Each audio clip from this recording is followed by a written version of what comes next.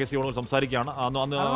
അത് രാജ്യം അറിയാമായിരുന്നല്ലോ. ഇന്നലെ നമ്മളെ പ്രധാനമന്ത്രിയുടെ ടൂർ അവസാനിച്ചു, ഇന്ന് പ്രഖ്യാപിക്കും. തിരഞ്ഞെടുപ്പ് കമ്മീഷൻ ഇപ്പോൾ അങ്ങനെയാണ്. തിരഞ്ഞെടുപ്പ് ഇതിപ്പോൾ ഇന്നത്തെ ഈ തിരഞ്ഞെടുപ്പ് മാത്രമല്ല, കഴിഞ്ഞ കുറേ നാളായിട്ടുള്ള തിരഞ്ഞെടുപ്പുകൾ അറിയാം. തിരഞ്ഞെടുപ്പുകളുടെ തീയതി അറിയാൻ ഇപ്പോൾ ഒറ്റ മാർഗ്ഗമേ ഉള്ളൂ. എന്നാണ് നമ്മുടെ പ്രധാനമന്ത്രിയുടെ ഇലക്ഷൻ ടൂർ അവസാനിക്കുന്നത് പ്രഖ്യാപനമായിട്ട്. അത് കഴിഞ്ഞാൽ എപ്പോൾ ഏത് സമയത്ത് വേണമെങ്കിലും ഇലക്ഷൻ പ്രഖ്യാപിക്കാം. ഇന്നലെ അത് കഴിഞ്ഞു. ബംഗാളിലും ആസാമിലും ഇന്ന് പ്രഖ്യാപനം. സമ്പൂർണ്ണ സജ്ജം. നേരത്തെ പ്രഖ്യാപിക്കുന്നതാണ് ഞങ്ങൾ ധരിച്ചത്, അതനുസരിച്ച് ഞങ്ങൾ തയ്യാറായിരുന്നു. പക്ഷേ ഇതിങ്ങനെ നീട്ടിക്കൊണ്ടുപോകുന്നതുകൊണ്ടാണ് കുറേയാൾക്ക് മാനിഫെസ്റ്റോ ഓരോ ദിവസം ഇങ്ങനെ ഇറക്കിക്കൊണ്ടിരിക്കാൻ പറ്റുന്നത്.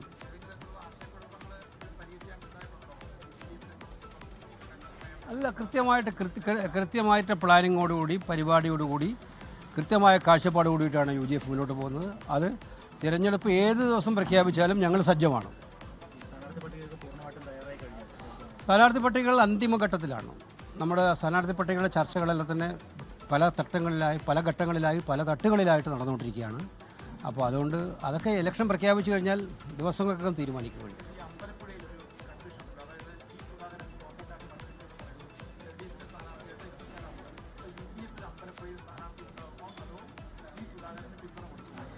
അല്ല, UDF അമ്പലപ്പുഴയിൽ സ്ഥാനാർത്ഥികൾ ഉണ്ടാകുമെന്നൊരു ചോദ്യം എന്താ ഇപ്പം അങ്ങനെ വന്നിരിക്കുന്നത്? അപ്പോൾ അത് സ്വാഭാവികമായിട്ടും ഇത്തരം കാര്യങ്ങളിൽ പാർട്ടി തീരുമാനമെടുക്കുന്നത് പാർട്ടിയുടെ അന്തിമമായിട്ടുള്ള കേന്ദ്ര തിരഞ്ഞെടുപ്പ് സമിതിയാണ്. അതിൻ്റെ മുമ്പിൽ ഇപ്പം ഞങ്ങളുടെ മുമ്പിൽ അമ്പലപ്പുഴയിൽ സ്ഥാനാർത്ഥിയുണ്ട്. ഇപ്പം ഞങ്ങളുടെ മുമ്പിലുണ്ട്. അല്ല, അതിപ്പം ഞാൻ പറഞ്ഞല്ലോ, എനിക്ക് ജ്യോത്സ്യം വശമില്ല. എന്താണ് നാളെ സംഭവിക്കാൻ പോകുന്നുള്ളത് അറിയാൻ അതോട് ചോദിച്ചാലേ പറ്റുള്ളൂ.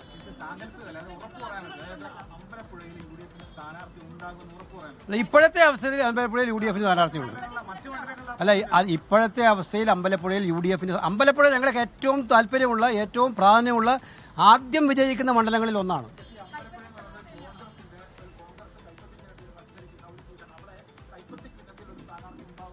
തിരഞ്ഞെടുപ്പിലത്തെ എല്ലാ കാര്യങ്ങളും നിങ്ങളോട് പറയാൻ നോക്കിയാൽ പിന്നെ ഞങ്ങൾക്ക് എന്താ വെച്ചിരിക്കുന്നത് ബാക്കി? അതുണ്ടോ? ഞങ്ങളെ സംബന്ധിച്ചിടത്തോളം ഏതൊക്കെ സീറ്റുകളിൽ എങ്ങനെയൊക്കെ മത്സരിക്കുന്നുള്ള കാര്യം ഞങ്ങൾ തീരുമാനിക്കുന്നുണ്ട്. അമ്പലപ്പുഴയിലും അക്കാര്യത്തിൽ തീരുമാനിക്കുന്നുണ്ടാവും, ഒരു സംശയവും വേണ്ട.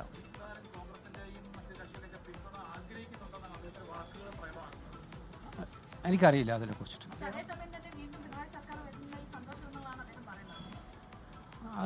അതിപ്പോൾ അദ്ദേഹത്തോടല്ലേ ചോദിക്കണം, അങ്ങനെയാണോ അദ്ദേഹത്തിൻ്റെ അഭിപ്രായം? ഞങ്ങളല്ല, കേരള ജനത ഒട്ടും ആഗ്രഹിക്കാത്തൊരു കാര്യമാണ് പിണറായി സർക്കാർ മൂന്നാമതൊരിക്കൽ കൂടി വരിക എന്ന് പറയുന്നത്.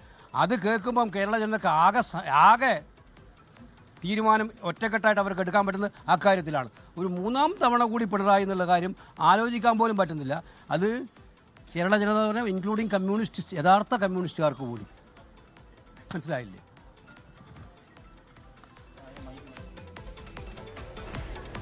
കെ.സി. വേണുഗോപാൽ മാധ്യമങ്ങളോട് സംസാരിക്കുകയായിരുന്നു. MP മാർ മത്സരിക്കുന്ന കാര്യത്തിൽ ഒരു കാര്യമായ ചോദ്യം ഉണ്ടാവേണ്ടത്, പക്ഷേ ഉണ്ടായില്ല. പക്ഷേ എന്ന് പറഞ്ഞാൽ പോലും എല്ലാം സജ്ജമാണ്, എല്ലാം അന്തിമഘട്ടത്തിലാണ്, ചർച്ചകൾ സജീവമാണ്. നേരത്തെ തന്നെ ഈ തെരഞ്ഞെടുപ്പ് തീയതി ഉണ്ടാകുമെന്ന് കരുതി ഞങ്ങൾ നേരത്തെ തന്നെ എല്ലാം ഓക്കെ ആയിരുന്നു. അമ്പലപ്പുഴയിൽ സ്ഥാനാർത്ഥി ഉണ്ടാവുമോ G.സുധാകരൻ്റെ സ്വതന്ത്ര സ്ഥാനാർത്ഥി പശ്ചാത്തലത്തിൽ എന്ന ചോദ്യമുണ്ടായി. പക്ഷേ അമ്പലപ്പുഴയിൽ നിലവിൽ സ്ഥാനാർത്ഥി ഉണ്ട് എന്ന് തന്നെയാണ് കെ.സി. വേണുഗോപാൽ പറയുന്നത്.